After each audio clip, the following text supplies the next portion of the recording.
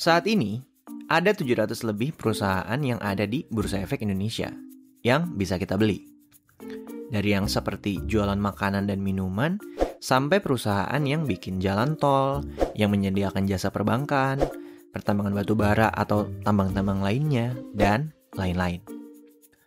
Lu boleh aja untuk mempelajari ke 700 perusahaan ini satu demi satu. Mereka jualan apaan, untungnya dari mana, pembelinya siapa, dan seterusnya dan seterusnya. Tapi, tentu mempelajari semua itu akan makan waktu yang lama banget. Proses belajarnya akan jauh lebih singkat kalau kita kelompokkan ke 700 perusahaan itu menjadi beberapa bagian doang. Misalnya, yang jualan makanan dan minuman kita kelompokin jadi satu. Yang menyediakan jasa bank-bankan kita kelompokin jadi satu. Terus yang menyediakan jasa transportasi kayak Bluebird dan Garuda misalnya yang saat ini terancam bangkrut, kita kelompokin jadi satu. Dan seterusnya dan seterusnya. Sebenarnya dari Bursa Efek Indonesia udah ada nih yang mengelompokkan ke 700 perusahaan ini menjadi hanya 11 bagian. Atau bisa dibilang 11 sektor yang berbeda. Sektor-sektor ini dibedakan berdasarkan jenis produk atau jasa yang ditawarkan oleh perusahaan tersebut. Seperti yang tadi udah kita coba lakukan. Ada dari sektor transportasi, berarti sektor ini tuh berisi perusahaan-perusahaan yang nyediain jasa transportasi, kayak Bluebird dan Garuda tadi. Ada juga sektor konsumen, yang dipecah jadi dua, yaitu sektor konsumen primer dan non-primer. Nanti gue akan jelasin bedanya kayak gimana. Ada juga sektor keuangan, terus sektor barang baku atau bisa disebut tambang. Lalu sektor energi, kesehatan, perindustrian, infrastruktur, properti, dan yang terakhir ada sektor teknologi. Sebelum lo membedah satu demi satu dari ke-700 perusahaan ini, alangkah lebih baiknya kalau lo membedah lingkup besarnya dulu, yaitu sektornya dulu. Kenapa begitu? Karena tentu aja sektor transportasi yang jualan jasa transport akan sangat berbeda dengan sektor konsumen. Ya nggak? Oke, nggak pakai lama, kita lanjut dulu ya. Kali ini kita akan bedah satu sektor. Sektor yang satu ini adalah sektor yang paling pertama gua mengerti. Karena kegiatan usahanya gampang banget. Terus produk-produknya juga dekat dengan kehidupan gua sehari-hari. Jadinya gue bisa bayangin dengan mudah di otak gua. Dan gue yakin lu juga bisa memahami sektor ini dengan baik. Sektor yang akan kita bedah kali ini adalah sektor konsumen primer. Lu pasti familiar kan dengan logo-logo perusahaan ini? Mereka ini dikelompokkan ke dalam satu sektor yang sama, yaitu sektor konsumen primer. Ya, sebenarnya ada sih perusahaan-perusahaan lain di sektor ini, tapi gue ambil aja beberapa yang sekiranya lu pernah lihat aja, biar gue gampang jelasin ke depannya. Tadi kan gue sempat nyebut ya, bahwa sektor konsumen ini dipecah menjadi dua. Ada yang konsumen primer dan konsumen non-primer. Bedanya apa sih? Kenapa harus dipecah jadi dua sektor yang berbeda? Nah, gue akan jelasin yang konsumen primer dulu. Jadi, sektor konsumen primer ini adalah sektor yang mana perusahaan-perusahaan di dalamnya itu menjual produk atau jasa kepada konsumen yang sifatnya anti-siklis. Alias nggak ada siklusnya. Siklus apakah itu? Siklus ekonomi. Jadi mau ekonomi Indonesia lagi baik ataupun buruk, biasanya perusahaan-perusahaan ini di dalam sektor ini tuh nggak terganggu kinerjanya. Contohnya kayak waktu awal sampai kira-kira setahun setelah pandemi COVID terjadi. Di saat perusahaan lain, misalnya perusahaan kayak produsen mobil atau transportasi atau jasa pariwisata, itu kinerjanya terganggu, perusahaan di sektor konsumen primer ini biasanya nggak kenapa-napa. Kenapa bisa nggak kenapa-napa? Karena barang-barang yang dijual oleh perusahaan ini adalah barang kebutuhan dasar umat manusia.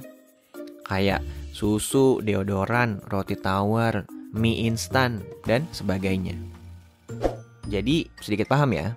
Sektor konsumen primer ini kata kuncinya ada di perusahaan yang mana produk atau jasanya memiliki sifat anti-siklis. Kalau non-primer, berarti dia siklis, alias ada ketergantungan dengan siklus ekonomi kita. Sama-sama barang konsumsi juga, cuman kalau siklus ekonomi lagi jelek, kan orang jadi nggak beli mobil dulu nih, ya kan? Tapi masih beli mie instan, ya nggak? Misalnya. Kalau di aplikasi Ajaib, ada nih di tab cari yang ini. Di bagian paling bawah, kita bisa lihat ada sektor saham yang jumlahnya ada 11, sesuai dengan yang tadi kita udah sama-sama tahu. Di pojok kanan atas ada tulisan primer, dan di bawahnya ada tulisan 89 saham. Artinya saat ini di Bursa Efek ada 89 perusahaan yang digolongkan sebagai perusahaan di sektor konsumen primer. Kalau kita klik, akan muncul deh list ke 89 sahamnya. Oke, lanjut dulu ya. Sekarang lu udah tahu nih maksud dan ruang lingkup dari sektor konsumen primer. Sekarang kita bedah lebih dalam lagi. Kita akan coba bahas beberapa perusahaan yang termasuk ke dalam sektor ini. Yang pertama, Unilever. Gue sering banget pakai contoh Unilever karena bisnisnya sangat mudah dipahami. Dan kebetulan dia termasuk di dalam sektor konsumen primer. Unilever ini kan produknya emang ada banyak banget ya. Dari Pepsodent, Dove, Pond's, Sweet Salt, Wipol, sampai ada kecap Bango, Buah Vita, es krim, Magnum, dan lain-lain. Tapi sebenarnya jenis produknya itu cuman digolongkan jadi 2 segmen aja. Yaitu yang pertama segmen Home and Personal Care, alias bahasa Indonesianya adalah kebutuhan rumah tangga dan perawatan tubuh. Terus segmen satu lagi adalah makanan dan minuman, alias mereka menyebutnya adalah Foods and Refreshment. Dari mana gue tahu ini? Dari laporan keuangan perusahaan si Unilever. Jadi yang pertama nih, lu harus tahu dulu nih cara download laporan keuangan perusahaan. Kalau belum tahu, ada baiknya lu nonton video gue yang ini dulu ya. Linknya akan gue taruh di kolom deskripsi. Oke, baik lagi. Kan ada 2 segmen nih, Home and Personal Care dan Foods and Refreshment. Mana yang berkontribusi lebih besar untuk perusahaan Unilever? Jawabannya adalah Home and Personal Care. Gue akan tunjukin ke lo gimana caranya baca data ini. Kali ini kita pakai laporan keuangan tahunan tahun 2020 ya. Karena 2021 seperti yang kita tahu masih berjalan hingga saat ini. Jadi laporannya belum keluar. Setelah lu download laporan keuangannya, lu buka, kemudian lu search atau find dengan cara ketik Ctrl+F. Kalau di komputer. Kalau di HP ya find aja gitu. Cari kata kuncinya adalah segmen. Terus lu klik next terus aja sampai nemu part yang ini nih. Informasi segmen. Bisnis perseroan dikelompokkan menjadi 2 bidang produk utama sebagai berikut. Kebutuhan rumah tangga dan perawatan tubuh yang berkaitan dengan produk-produk pembersih yang digunakan dalam rumah tangga dan produk-produk kosmetik. Selanjutnya, makanan dan minuman yang berkaitan dengan produk-produk makanan dan minuman termasuk es krim. Terus kita scroll ke bawahnya lagi akan ada hitung-hitungan nih. Gua akan bacain untuk lo. Cara bacanya tuh gini. PT Unilever Indonesia, bla bla bla bla. Satuannya dalam jutaan rupiah. Penjualan Unilever pada tahun 2020 adalah sebesar 42,972 triliun. Kenapa triliun? Karena ini kan datanya dalam jutaan rupiah. Jadi jangan lupa 42 juta ini dikali 1 juta lagi. Oke, hasilnya 42,9 triliun. Artinya apa? Artinya, selama 1 tahun berjalan, Unilever ini berhasil mencatatkan penjualan sebesar 42,9 triliun. Banyak banget ya. Terus dari Home and Personal Care, berapa triliun? Dari Foods and Refreshment, berapa triliun? Bisa kita lihat di sebelahnya. Yaitu dari kebutuhan rumah tangga, si Unilever dapat pendapatan 29,9 triliun di tahun 2020. Sedangkan dari makanan dan minuman itu hanya dalam tanda kutip 12,9 triliun. Kalau kita buat datanya dalam persentase, maka nanti akan jadi lebih enak dilihat. Home and personal care menyumbang sekitar 70% dari total pendapatan Unilever. Sementara dari segmen makanan dan minuman itu berkontribusi sebesar 30%. Kita simpan dulu ya datanya ya. 70% home and personal care, 30% foods and refreshment. Gue takut ada yang lupa cara ngitung persentase, jadi kita coba sedikit ingat-ingat dulu ya materi waktu kita SD ini. Misalnya gue punya uang 1 juta rupiah, terus lu minta 200 ribu nih untuk jajan. Berarti 200 ribu itu adalah 20% dong, ya nggak? Karena 200 ribu dari 1 juta yang gue punya adalah 20% dari uang gue. Betul ya? Nah, dalam kasus Unilever ini tadi, kenapa home and personal care bisa 70%? Karena total pendapatan Unilever kan 42,9 triliun nih. Si segmen ini berhasil dapat 29,9 triliun. Berarti 29,9 dari 42,9 artinya adalah 70%. Oke? Sisanya gue harap lu bisa ngitung sendiri ya. Next. Kalau lu masih penasaran dengan produknya Unilever ada apaan aja, lu pilihannya ada 2 nih. Lu bisa buka websitenya atau buka laporan keuangan tahunannya. Kali ini gue buka websitenya si Unilever di unilever.co.id. Terus pilih yang brand kami, lalu keluar deh tuh logo produknya Unilever ada apaan aja. Gue yakin lu udah pernah dengar nama brand-brand ini. Next, ganti perusahaan.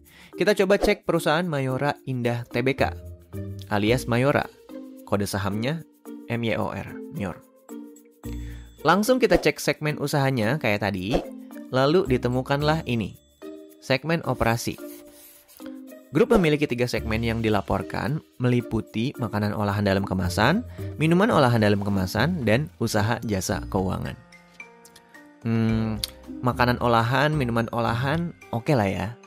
Yang aneh sih ada jasa keuangan. Emangnya ada ya? Nanti kita coba cek. Nah, sekarang kita coba scroll dikit ke bawah. Total pendapatan Mayora di tahun 2020 adalah 24,4 triliun. Yang terdiri dari 13,9 triliun adalah dari penjualan makanan olahan dalam kemasan. Dan 11,4 triliun dari segmen minuman olahan dalam kemasan. Segmen yang ketiga alias lainnya adalah 0. Nah, berarti ini ya yang si jasa keuangan itu belum ada nih, masih 0. Alias kalau dalam persentase dari segmen makanan itu menyumbang 57% dari total pendapatan Mayora selama 1 tahun di 2020. Sedangkan segmen minuman menyumbang 43%. Yang segmen ketiganya masih 0, masih belum ada gitu ya. Jadi antara makanan dan minuman itu hampir setara ya. List produk makanan dan minuman yang diproduksi oleh Mayora bisa kita cek di websitenya atau di laporan keuangan tahunannya si Mayora.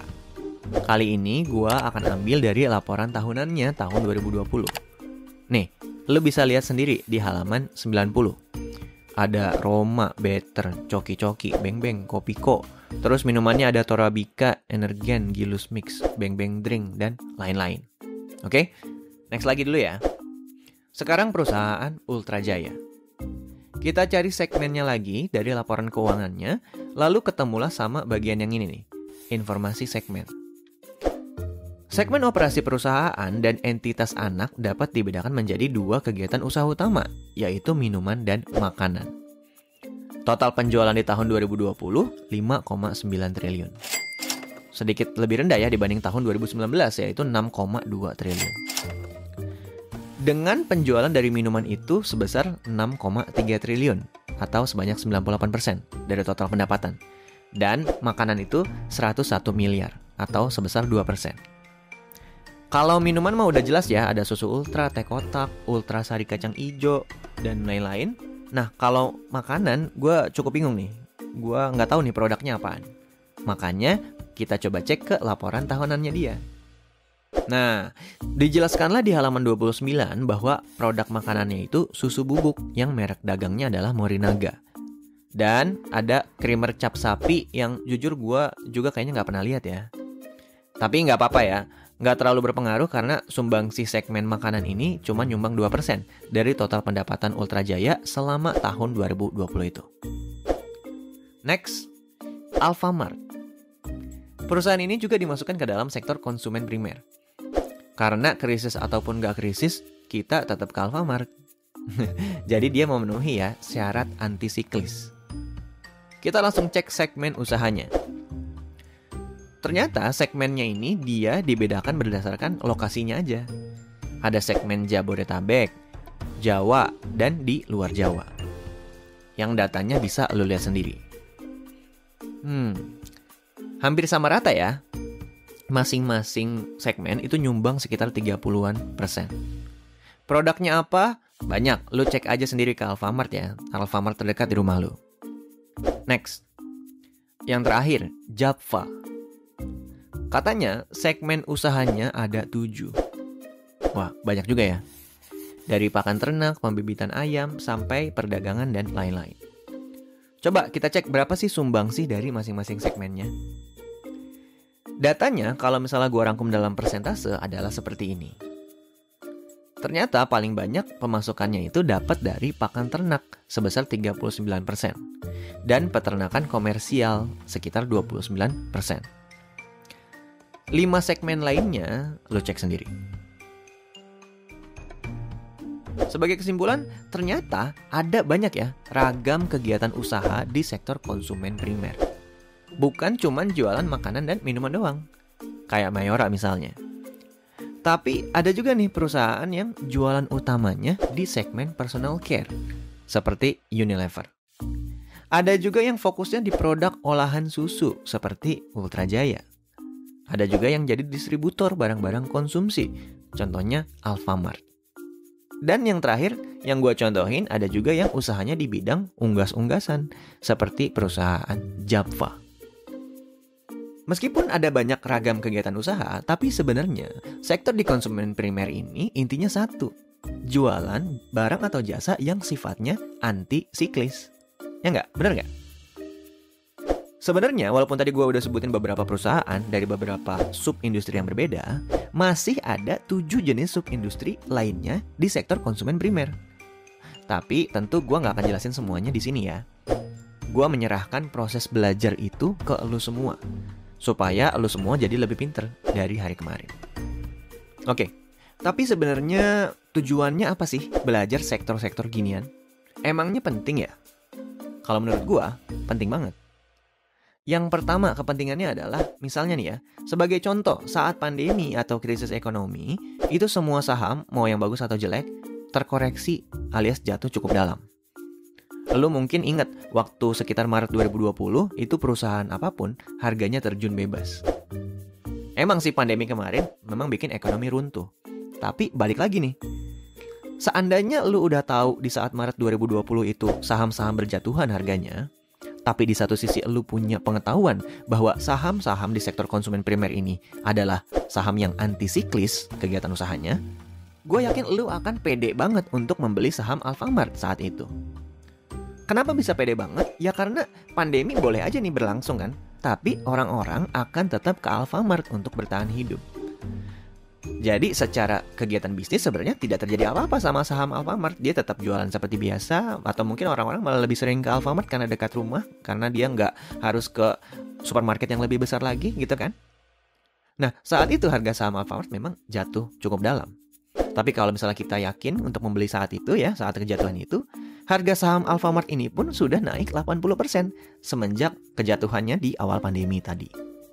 Lu udah ada potensi keuntungan 80% dalam jangka waktu 1 tahun sekian bulan doang. Kecil 80% doang mah bang. Ya, kalau lu merasa 80% itu kecil, lu harus bandingin dengan deposito yang cuma 3,5% setahun. Bandingin juga sama rata-rata kenaikan IHSG selama 1 tahun, yaitu adalah 12% per tahun. Nah, 80% itu 6-7 kali lipat lebih tinggi daripada kenaikan IHSG alias seluruh saham yang ada di bursa selama 1 tahun. Mungkin lu juga akan pede untuk beli saham Japfa atau Ultra Jaya atau Mayora, atau saham-saham di sektor konsumen primer lainnya yang menurut lu baik untuk dibeli saat kejatuhan ekonomi akibat COVID kemarin. Mungkin lo ada yang bilang, ah mana ada, gua pede banget tuh bang beli Unilever pas awal pandemi. Nyatanya apa? Unilever malah turun tuh 20%-an semenjak awal pandemi. Kata lu bagus, bagus dari mana? Ya gak usah baper juga kali. Gua kan gak pernah nyuruh lu beli apapun. Yang gua coba share di sini, di channel ini dari dulu adalah kerangka berpikirnya kalau lu mau berinvestasi di saham. Misalnya saat terjadi krisis ekonomi, lu bisa tuh mulai screening dari saham-saham di sektor konsumen primer ini. Peraturannya adalah, selain membeli saham yang baik, lu kalau bisa juga membeli saham di harga yang baik. Kalau tentang Unilever ini, gue udah buat 2 video yang berbeda yang gue membahas tentang Unilever. Mungkin lu bisa cek videonya, linknya juga akan gue taruh di kolom deskripsi. Yang kedua, manfaat yang kedua kalau misalnya kita belajar sektor-sektor ginian. Meskipun sektornya sama, lo jangan langsung bandingin mentah-mentah begitu aja. Misalnya, jangan lo bandingin Java dengan Mayora. Karena walaupun di sektor yang sama, sub-industrinya itu jelas berbeda. Yang satu makanan minuman, yang satu unggas-unggasan. Kalau misalnya lo mau bandingin Java, ya bandingin sama perusahaan sejenis. Lo bisa nih cek PDF yang linknya gua taruh di kolom deskripsi juga. Bandingin tuh si Java dengan Main atau Malinda Feed Mill. Atau dengan perusahaan lain yang sub-industrinya sama. Sama-sama fish, meat, and poultry. Udah deh, begitu aja. Gue punya data spreadsheet rangkuman segmen perusahaan yang gue bahas dalam video kali ini. Seperti biasa, gue akan bagikan di kolom deskripsi. Dan link-link lainnya juga gue taruh di kolom deskripsi. Jadi, pastikan lu ngecek ya. Segitu aja video kali ini. Pesan gue tetap dari dulu. Jangan malu untuk belajar saham dari nol.